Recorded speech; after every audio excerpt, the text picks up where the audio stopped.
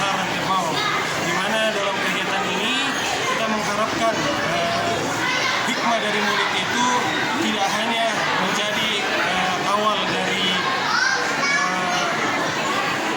keakraban antara umat beragama, tapi juga menjadi silaturahim bagi semua masyarakat Muslim.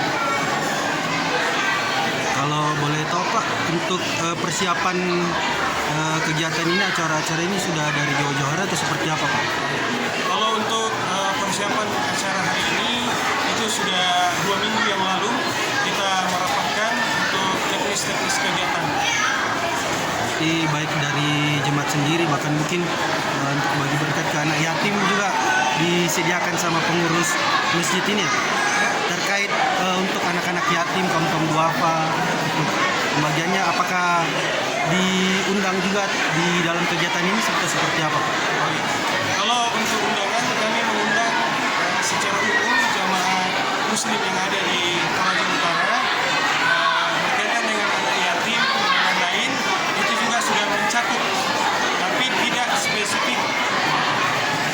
Oh iya. Terima kasih Pak atas waktunya dan selamat malam.